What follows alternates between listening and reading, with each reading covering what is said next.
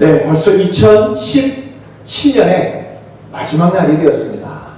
그리고 이제 조금만 더 있으면 또 1년이 지나가서 한 살을 또 먹게 되죠.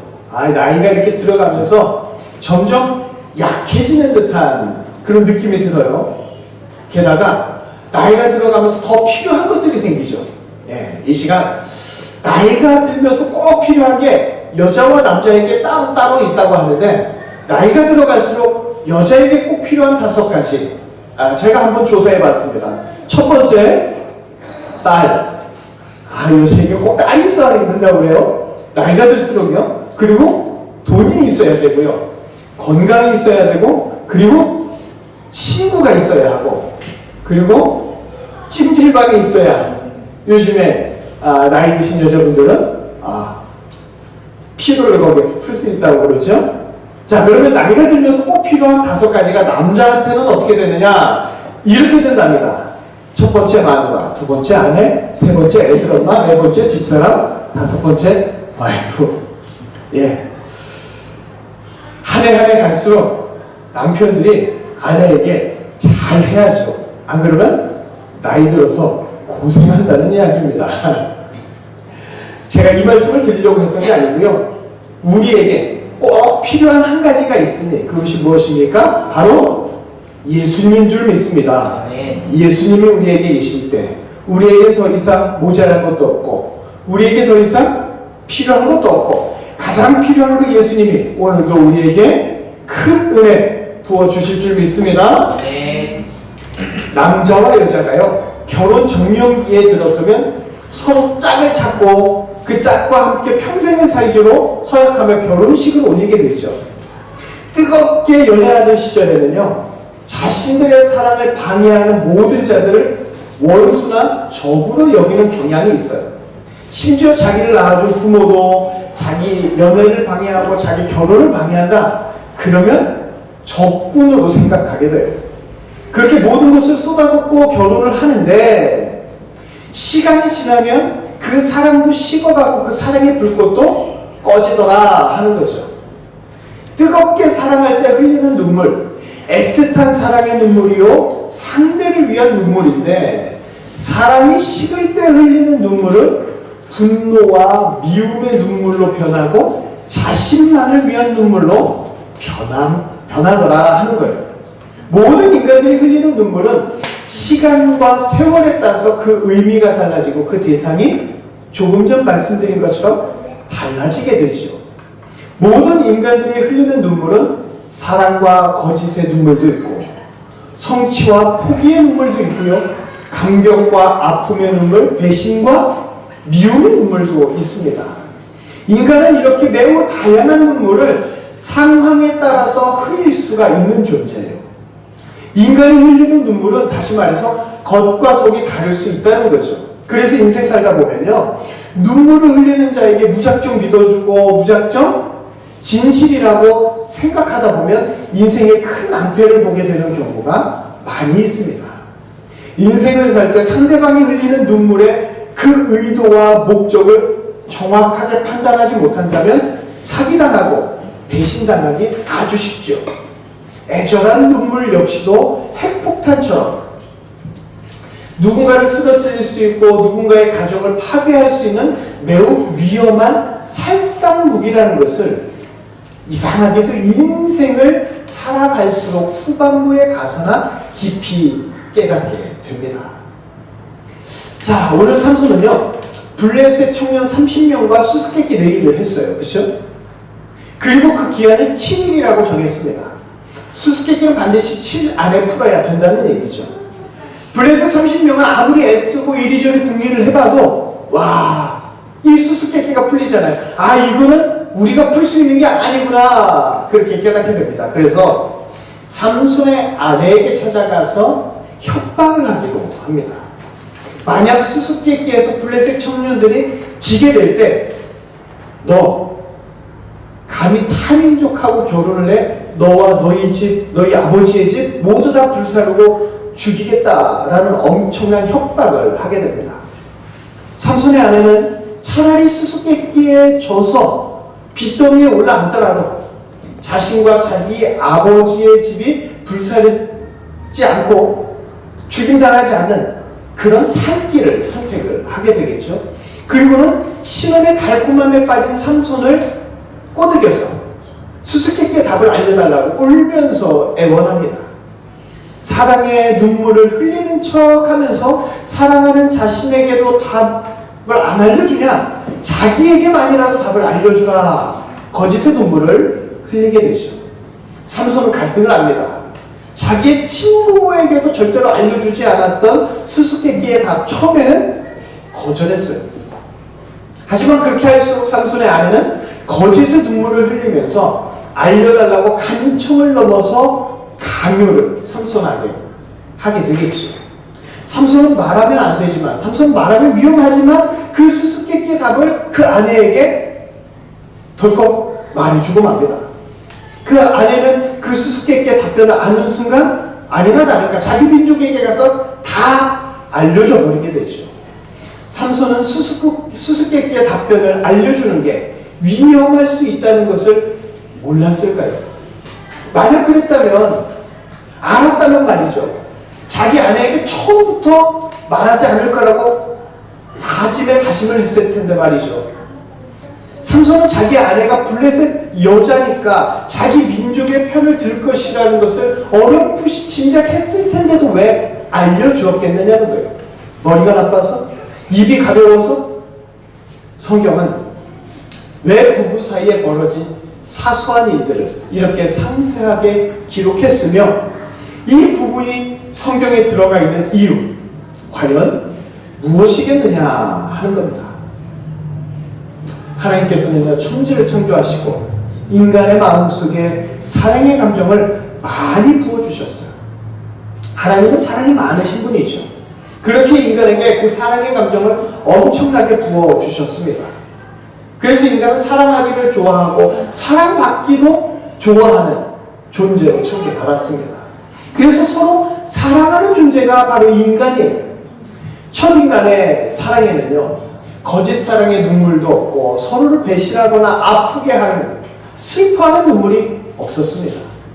하지만 어느 날 인간의 마음속에 하나님을 사랑하는 것보다 자기 자신을 더 사랑하고 싶어서 하나님의 뜻과 계명을 거부하고 하나님보다 자신이 더 중요하다는, 자신을 더 사랑하는 죄악이 들어옵니다. 인간의 죄가 무엇이냐? 바로 하나님보다 자신을 더 사랑한 것이 죄예요. 이 죄악이 들어오고 난 후에 인간의 마음속에는 하나님이 없어졌습니다. 타락한 인간들은 자신을 위해서 서로를 속이고 서로 거짓의 눈물을 흘리면서 서로 배신을 밥 먹듯이 하게 되죠. 이제 인간들이 하나님을 더 이상 사랑하지 않을 때 인간의 내면의 순수한 사랑은 사라져버리고요. 자신이 살기 위해서 남을 죽이는 거짓된 사랑만 남게 되었습니다. 자신의 이익을 위해서라면 얼마든지 상대를 속이고 상대를 무너뜨리고 상대를 죽이는 자가 바로 타락한 인간들의 거짓된 사랑의 눈물인 거죠. 때때로 눈물로 배우자를 속이고 때때로 눈물로 부모를 속이고 거짓된 눈물로 자기를 아껴주는 자를 속이며 상대의 것을 빼앗고 상대에게 불륜을 저지르고 심지어 상대를 죽이기까지 하는 그런 자가 바로 타락한 인간의 행태입니다. 자, 오늘 삼손은요, 자기의 아내에게도 수수께끼의 비밀을 알려주고 싶지 않았어요. 자신의 친부모에게도 알려주지 않았던 매우 중요한 비밀이었으니까요. 그런데 삼손은 자기 아내에게 그 자신의 품에 안겨서 거짓의 눈물로 삼손의 마음을 아프게 하고 병들게 하고 그렇게 삼손에게 거짓 눈물로 답변을 강요하는 그 아내에게 여러 번 거절했지만 끝내 답을 알려주게 되죠. 블레셋 아내에게 정답을 가르쳐주는 게 얼마나 위험한 줄 알았어요. 알았지만 사랑하기 때문에 삼손을 알려주었습니다. 오늘 이 본문이 도대체 무엇을 의미할까? 왜 이런 부분이 한 가정의 부부 서로 거짓말하고 비밀을 알아내고 했던 이야기가 왜 성경에 있을까? 이 본문은 바로 예수님에 대한 본문인 거죠. 구약이라는 것은 앞으로 오실 예수님에 대한 이야기들이에요. 삼손이 모든 위험을 알면서도 아내의 눈물을 닦아주기 위해서 다 답변을 알려주었듯이 바로 예수님은 죽어가는 인간들을 살리기 위해서 타락한 인간들의 눈물을 닦아주셨다는 이야기입니다. 인간들은 하나님을 사랑하지 않고 하나님의 뜻과 계명을 배신하고 하나님을 떠났기 때문에 자기의 그 죄 때문에 죽어야 하는 존재입니다. 이 죽음의 수수께끼를 풀지 못하고 날마다 죽어가는 존재가 바로 울면서 살아가는 인간인 거죠. 인간들이 자신의 죽음을 두려워하고 자신의 죽음 때문에 탄식하고 있으며 눈물을 흘릴 때 예수님께서 그 죄인의 눈물을 닦아 주시는 거죠. 그런데요, 상식적으로는 그러면 안 되는 거예요. 예수님께서 죄인의 눈물을 닦아주면 안 돼요. 대신 그렇게 해주면 대신 울어야 하고 대신 죽어야 하기 때문에 그렇습니다. 삼손은 사랑하는 아내의 눈물을 닦아주기 위해서 그 아내가 같은 블레셋 민족에게 답을 알려줄 수 있는 위험을 감수해서라도 사랑하는 신혼의 아내의 강요에 이기지 못하고 답을 알려주죠. 이 본문, 바로 이 땅에 오신 예수님, 이 땅에서 죽어가는 사랑하는 자들의 눈물을 닦아주기 위해서 자기가 대신 죽는 걸 아시지만 죽음의 죄악에 직면한 인간들의 탄식과 눈물을 외면하지 아니하시고 자신이 대신 죽는 한이 있더라도 그 타락한 인간들의 눈물을 닦아주실 것이라는 예언적 사건입니다. 예수님이 어떻게 될지 몰라서 타락한 인간의 눈물을 안쓰러워서 그냥 닦아준 게 아니에요. 예수님은 자신의 생명으로 모든 것을 갚아야 한다는 것을 그 사실을 잘 알면서도 대신 죽어서라도 인간들이 흘리는 눈물을, 그 죽음의 눈물을 친히 닦아주시는 분인 줄 믿으시길 바랍니다. 예수님이 이 땅에 오신 것 자기의 명예, 자기의 영광을 위해서가 아닙니다. 예수님이 오시기 전에 하늘에서 예수님은 이미 영존하시는 아버지라고 성경은 밝히 말하고 있어요. 예수님이 그 모든 영광을 다 버리고 이 땅에 오신 것, 타락한 인간들이 흘리는 죽음에 대한 공포, 무서움에 대한 모든 눈물을 닦아주기 위해서입니다. 인간들이 눈물 흘리는 죽음의 수수께끼를 해결할 수 있는 분은 오직 예수님밖에 없기 때문이지. 모든 인간은 하나님을 배신하고 죄를 짓고 죽음에 이르게 되었어요. 타락한 인간은 그래서 타락한 다른 인간을 위해서 죽는다 할지라도 이미 가득한 죄 때문에 흘리는 눈물을 닦아줄 수도 없고 울음을 웃음으로 바꿔줄 수도 없습니다. 오직 죄가 없으신 예수님만이 이 땅에 오셔서 자신의 거룩함과 의로움으로 모든 인간들의 눈물을 완전하게 닦아주실 수 있는 거죠. 그리고 다시 하나님을 사랑하게 할 수 있는 유일한 분이 바로 예수님이십니다. 마가복음 2장 10절 함께 읽어보실까요? 그러나 인자가 땅에서 죄를 사하는 권세가 있는 줄을 너희도 알게 하려 하노라. 예수님이 갖고 있는 그 놀라운 신성, 타락한 인간들의 죄악을 한꺼번에 용서해 줄 수 있는 권세를 가지고 계십니다. 모든 타락한 죄악을 한순간에 용서할 수 있는 신적 권세가 있는 분이 바로 예수님이에요. 그렇기 때문에 타락한 인간들의 눈물을 예수님만이 모두 닦아주실 수 있음을 믿습니다. 예수님은 죄인을 사랑하기 때문에요. 예수님은 죄인들의 눈물을 닦아주셨기 때문에요. 그 대가로 대신 울어야 하고 대신 죽어야 했습니다. 만약 예수님이 의인을 살렸다면 예수님은 울지 않아도 되고 죽지 않아도 돼요. 그러나 예수님은 의인이 아니라 이 땅에 죄를 짓고 죽어야 할 죄인들을 살리셨기 때문에 사람들에게 버림받기 전에 먼저 하나님에게 버림받아야만 했습니다. 하나님께 저주받아야만 했어요. 예수님은 하나님이 싫어하시는 죄인들을 위해서 죽었기 때문에 인간들에게 내려진 그 모든 저주를 예수님이 대신 받으셔야만 했습니다. 예수님은 하나님이 진노하시는 죄인들의 눈물을 닦아주셨기 때문에 예수님은 십자가에서 대신 눈물 흘리셔야만 했지요. 예수님의 고통은 인간이 알지 못하는 심한 고통이요, 예수님의 아픔은 인간들이 상상할 수 없는 참혹한 아픔이었습니다. 하나님에게 진노와 저주를 받고 십자가에서 죽어가실 때 예수님은 십자가 위에서 자신을 버린 분이 바로 하나님이라고 탄식하며 부르짖으시죠. 마태복음 27장 46절입니다. 엘리 엘리 라마 사박다니 하시니 이는 곧 나의 하나님 나의 하나님 어찌하여 나를 버리셨나이까 하는 뜻이라. 아멘. 예수님은요, 사람들이 자기 버렸다고 말씀하시지 않았어요. 제자들이 다 버렸다고 말씀하시지 않았어요. 하나님이 자신을 버렸다고 분명하게 말씀하시죠. 예수님은 십자가 위에서 타락한 인간들을 대신하여 하나님의 진노를 받았기 때문에 하나님에게 버림받고 하나님에게 죽임 당해야만 했습니다. 예수님이 이 땅에서 사역하실 때 사랑하는 나사로가 죽었다는 소식을 들었어요. 그래서 예수님은 나사로에게 찾아가시죠. 그 여동생들 마르다와 마리아가 자기 오라버니의 죽음으로 인하여 심히 슬퍼하며 통곡하고 있었습니다. 예수님이 왔을 때 마르다는 발밑에서 울었고 마르다는 집에서 울고 있었어요. 요한복음 11장 33절입니다. 예수께서 그가 우는 것과 또 함께 온 유대인들이 우는 것을 보시고 신령의 비통히 여기시고 불쌍히 여기사 예수님께서 인간들이 죽음 앞에서 비통하게 우는 것을 보실 때 예수님이 그냥 지나가셨더라면 예수님은 십자가 지지 않고 고통스럽게 죽지 않으셨어도 되는 거예요. 그러나 죽음 앞에서 슬피 우는 사랑하는 마리아와 마리아의 눈물과 통곡을 보시고 또 함께 온 유대인들이 우는 것을 보시고 예수님도 함께 우셨습니다. 그 다음 구절 요한복음 11장 35절에 예수께서 눈물을 흘리시더라. 예수님은 그들의 눈물을 보시고 예수님도 눈물을 흘리셨어요.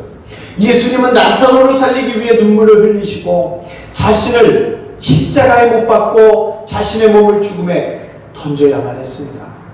나사로를 무덤에서 나오게 하려면 예수님이 대신 그 무덤에 들어가야 되는 거예요. 나사로가 무덤에서 나오면 그 나사로의 모든 죄악의 짐을 지고 예수님이 대신 무덤으로 들어가야 하는 겁니다. 예수님은 이 모든 결과를, 그 대가를 알고 있었어요. 나사로를 살리려면 예수님이 어떤 대가를 치러야 하는지 다 알고 있으면서도 예수님은 나사로야 나오너라 말씀하시죠. 나사로를 사랑하기 때문에, 마리아와 마르다를 사랑하기 때문에 그 죽음에서 나오라고 예수님은 명령하십니다. 3일 동안 죽어서 무덤에 갇혀있던 나사로를 살리기 위해서 예수님은 나사로를 살린 무덤으로 대신 들어가서 대신 죽고 무덤에 3일 동안 누워 계셔야만 합니다.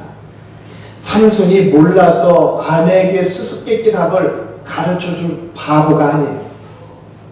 예수님은 몰라서 나사로를 무덤에서 그냥 한번 나오라고 말해본 게 아닙니다.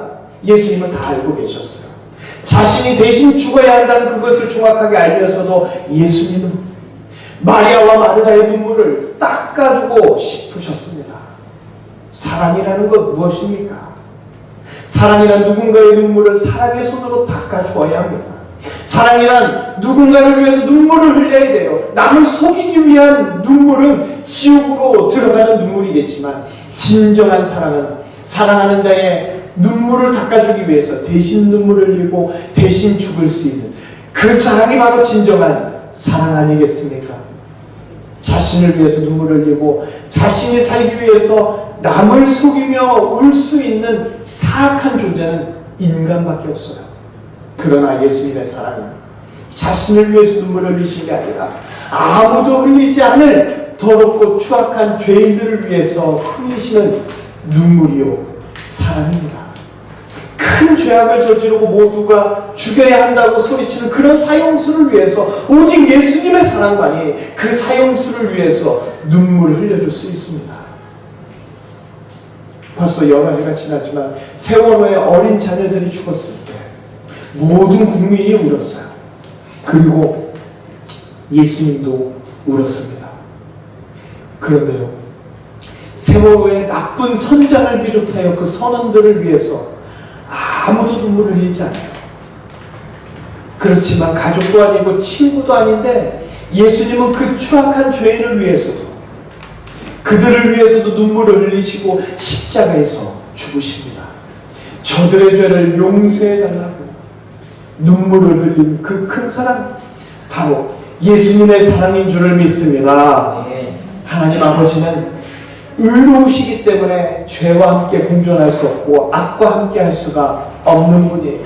그래서 인간을 창조한 창조주 아버지를 배신하고 떠난 인간들에게 에덴 동산에서 나가게 하셨고 그리고 마음대로 살도록 하셨습니다. 그러나 인간들의 죽어가는 눈물과 고통을 보셨기 때문에 무한한 자비와 끝없는 긍휼의 하나님 아버지는 이 땅에 예수님을 보내십니다. 그 타락한 인간들의 눈물을 닦아주도록 예수님을 예비하셨죠. 그 예비한 시점이 언제냐? 이미 인간들이 타락하기 전에 전능함으로 미리 다 하시고 예수님을 구원자로 이 땅에 미리 예비하신 줄 믿습니다. 예수님을 보내셔서 대신 눈물을 흘리고 대신 죽도록 예비하셨죠. 만약 하나님 아버지께서 끊임없는 자비로 예비하시지 않았다면 인간은 끝내 죄악에서 돌이키지 못하고 죽음 앞에서 우왕좌왕하다가 영원한 지옥으로 들어갈 수밖에 없었습니다. 하지만 하나님께서 보내신 예수님이 오셔서 대신 눈물을 흘려주시고 대신 죽어주셨습니다. 이것이 바로 무한한 하나님 아버지의 사랑인 줄로 믿습니다. 하나님의 사랑은 찬송가에서 찬양하듯이 바다를 먹물 삼고 하늘을 두루마리 삼아도 다 기록할 수 없는 놀라운 사랑인 줄을 믿습니다. 오늘 삼손은요 바보가 아닙니다. 삼손은 한 치 앞도 보지 못하는 어리석은 자가 아니에요. 삼손이 수수께끼의 해답을 자기 아내에게 알려준 거예요. 사랑의 눈물을 가장한 블레셋 아내 때문이었죠. 그러나 삼손은 위험을 알면서도 그 결과를 알면서도 모든 것을 알려줬어요. 사랑하는 아내를 위해서 위험을 감수했던 자. 비록 나중에 블레셋 30명과 그의 아내의 거짓이 들통나면서 나쁜 아내 다 밝혀졌지만 삼손은 아내를 위해서 모든 것을 알려준 1등 신랑으로 기록돼요. 사람들에게 알려졌습니다. 삼손처럼 아내를 사랑해라 하는 말이 그 당시에 퍼지지 않았겠습니까?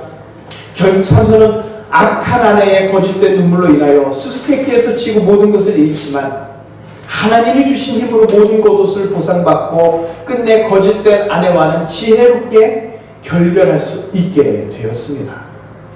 사람은 거짓으로 결혼해도 하나님은 사기 결혼을 끝까지 찾아내셔서 삼손으로 하여금 평생 속는 게 아니라 한 번 속고 끝날 수 있도록 역사해 주셨죠. 삼손을 속이는 눈물 결국 하나님이 다 드러나도록 해주셨고 또한 삼손은 죄인의 눈물을 닦아주시는 예수님의 사랑을 조금이라도 느끼는 영광의 삶을 살게 된 줄로 믿습니다. 인생을 살다 보면요 누군가 자신 앞에서 눈물을 흘리며 부탁하고 애원할 때 마음이 약해지죠. 그런데 그때 무작정 믿었다가 낭패보기 십상입니다. 젊은이 앞에서 울면 쉽게 사기칠 수 있고 노인이라도 애원하고 울면 집이라도 뺏어올 수 있다 이런 말이 있다고 해요. 인생은 속는 눈물 때문에 아프게 당해야만 하는 것이죠.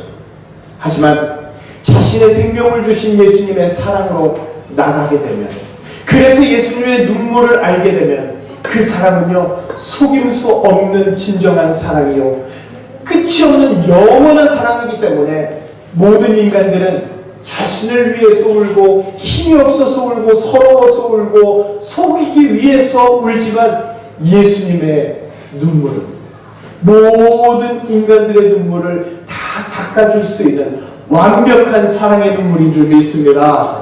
예수님께 나와서 이 세상에 존재하지 않는 순수한 사랑, 진정한 사랑을 깨닫고 경험하시기를 바랍니다. 이런 예수님의 사랑을 경험하게 될 때 세상은 순수해 보이고 세상은 아름답게 보이게 되는 거죠.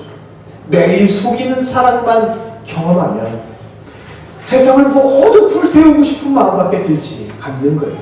하지만 예수님의 사랑을 깊이 경험한다면 예수님의 사랑에 취해서 살게 됩니다. 예수님의 사랑에 취해서 예수님도 사랑하고 그래서 이웃도 사랑하고 세상도 사랑하게 되는 거죠.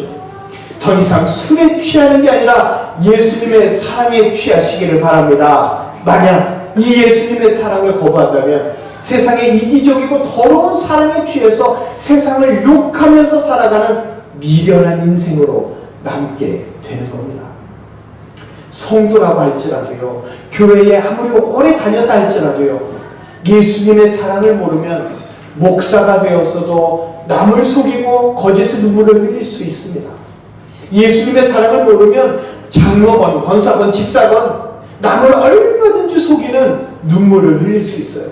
그러나 예수님의 사랑, 나를 위해서 흘리신 그 예수님의 눈물을 보게 되면 성도의 눈에 흐르는 그 눈물을 예수님께서 친히 닦아주실 것이요, 그 눈물의 근원이 되는 고통과 아픔을 예수님께서 크신 사랑으로 다 해결해 주실 줄 믿습니다. 성도는요, 못생겨도 밉고 뚱뚱해도 뼈만 남도록 야위어도 미련해도 어리석어도 는 아름답고 사랑하는 신부이기 때문에 성도의 신랑 되신 예수님께서 눈물을 흘릴 정도로 사랑하고 또 사랑하는 존재가 성도인 줄 믿습니다. 성도가 잘나서 예뻐서 예수님 신부가 된 게 아니라 예수님이 대신 눈물 흘리고 예수님이 대신 죽은 대상이 바로 성도이기 때문에 예수님은 신랑으로서 자신의 신부를 끔찍하게 사랑합니다. 성도는 오늘의 나사로이고 성도는 오늘의 마리아와 마르다입니다. 예수님이 사랑한 모든 자 나사로처럼 살아나게 될 줄 믿습니다. 예수님은 무덤에 갇힌 신부를 그냥 두지 아니하시고 불러내어서 영원히 예수님과 함께 있도록 해주십니다. 예수님의 영원한 신부, 바로 우리 모든 성도인 줄 믿습니다. 이제 우리는요, 교회를 얼마큼 다녔다, 이거 자랑할 게 아닙니다. 이제 우리는 교회 직분이 뭐다, 이거 자랑하는 게 아니에요. 교회에서 이루고자 하는 게 높은 직분이 되면 안 됩니다. 우리가 꼭 이루어야 하는 것, 예수님이 나를 위해서 흘리신 그 눈물을 꼭 보기를 원해야 되고 꼭 깨달아야 하고 느끼고 경험해야 하는 것이 우리가 이루어야 할 것입니다. 예수님이 흘리신 그 사랑의 눈물을 보고 알고 체험하면서 교회를 다니는 것, 예수님이 흘리신 그 사랑의 눈물을 도무지 알지도 못한 채 보지도 못한 채 교회 다니는 것, 이 두 가지가 그 깊이와 수준이 똑같겠습니까? 절대로 다르죠. 완전히 다릅니다. 예수님 때 종교 지도자들과 백성들이 왜 사랑으로 오신 예수님을 죽이라고 소리치면서 십자가에 매달라고 처형하라고 외쳤겠습니까? 바로 예수님이 흘리신 그 사랑의 눈물을 보지 못하고 깨닫지 못했기 때문에 성경을 머리에도 감고 이마에도 막 감고 다니고 손목에도 감고 다니고 날마다 그렇게 성경을 끼고 있었음에도 예수를 죽이라고 소리칠 수밖에 없었습니다. 단지 교회에 나오는 것이 자랑이 아닙니다. 교회에 나와서 예수님이 흘리신 그 눈물과 나사로를 살리고 배신 그 무덤에 들어가신 예수님을 보고 깨닫고 경험하는 것이 가장 중요합니다. 교회에 나오는 것도 물론 중요하죠. 교회에 나오는 것 훌륭합니다. 하지만 여기에서 멈추면 결국 거짓 눈물, 거짓 사랑밖에는 알지 못하는 거예요. 교회에 나와서 예수님의 사랑을 배우고 예수님의 사랑을 이해하고 예수님의 사랑을 경험하시기를 바랍니다. 결국 교회 다니면서도 예수님의 사랑을 모른 채 날마다 집 주십시오, 날마다 돈 주십시오, 날마다 건강 주십시오, 이런 기도만 하기 때문에 쉽게 이단으로 넘어가고 자진해서 이단으로 넘어가고 자진해서 안티가 되는 가슴 아픈 현상들이 일어나고 있습니다. 예수님은 오늘도 자신의 신부들에게 찾아오셔서 모든 아픔에 고통에 눈물을 다 닦아주시고 신랑 되신 예수님께서 항상 동행하며 지켜주시며 돌봐주시는 줄 믿습니다. 세상이 아무리 요동해도요, 신랑 되신 예수님은 위기가 올 때 자기 신부를 더 꼭 품어주십니다. 함께 걷다가도 인생의 위기가 올 때 그 신부를 업고 달리시는 분이 바로 신랑 되신 예수님이에요. 예수님이 만약에 업고 달린다, 총알보다 빛보다도 빨라서 어떤 재앙도 감히 미치지 못하게 될 줄로 믿습니다. 이 세상에서 가장 미련한 자가 누군지 아세요? 신부인데 자기 신랑을 모르는 신부. 제일 무식한 자예요. 요즘 한국교회에 신랑 되신 예수님을 모르는 자가 급증하고 있지만 이 자리에 계신 우리 모든 성도님들은 신랑 되신 예수님을 깊이 알고 깊이 경험하시기를 바랍니다. 2017년에도 신랑 되신 예수님의 사랑이 우리의 눈물을 닦아 주셨습니다. 신랑 되신 예수님의 두 팔이 우리의 아픈 인생을 하나로 가득 안아 주신 줄 믿습니다. 오늘 설교 가운데 여러분들은 이렇게 질문할지 몰라요. 좋다. 그렇다면 예수님을 알고 싶은데 어떻게 해야 되겠느냐? 먼저 예배에 나와서 예배 시간에 졸 것이 아니라 말씀을 집중해서 들으면서 성경을 늘 가까이 해야 합니다. 문자적으로 읽는 것이 아니라 그 안에 예수님이 어떻게 나타나는지를 차 안에서도 전철에서도 일하면서도 자주 보고 듣고 해야 하죠. 성경은 전체가 예수님에 관한 글이에요. 나에 대한 글이 아닙니다. 신구약은 쉬지 않고 신랑으로 오신 예수님, 신랑으로 오신 예수님, 그 이야기가 가득 차 있어요. 그 신랑이 얼마나 신부를 사랑하고 그 신랑 예수님이 인간 신부를 얼마나 사랑하시고 어떻게 사랑하시는지, 어떻게 위기에서 구해주시는지 시대별로, 사건별로, 인물별로 자세히 기록한 책이 성경입니다. 하나님의 심판은요, 지옥에 가서도 있지만 이 세상에서도 존재합니다. 교회를 오래 다녀도 성경을 외면할 때 하나님의 심판이 임해서 예수님의 사랑을 모른 채 미움과 시기와 거짓의 말만 쏟아내는 것, 이것이 하나님의 심판이죠.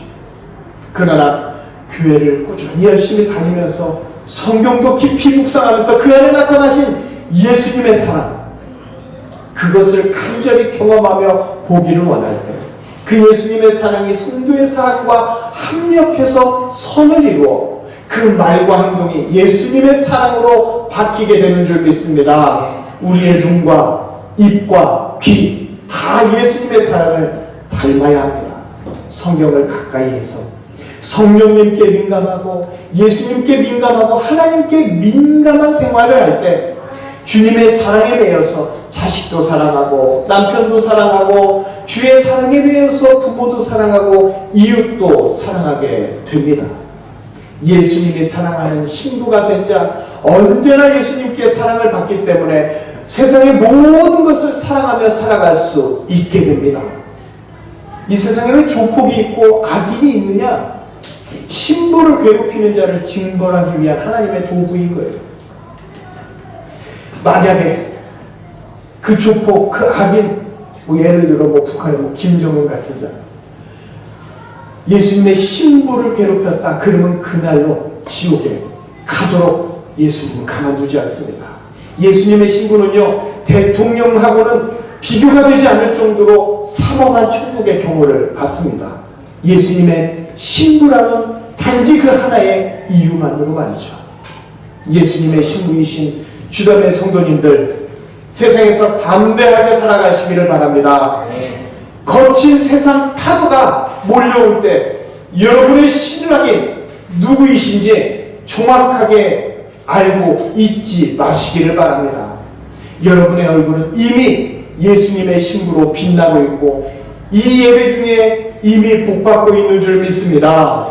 예수님의 사랑의 눈물을 본 2017년을 감사하면서 예수님의 사랑으로 2018년을 기대하고 소망하는 아멘으로 화답하는 모든 주의 신부들이 되시기를 주님의 이름으로 축복합니다. 아멘. 기도하시겠습니다.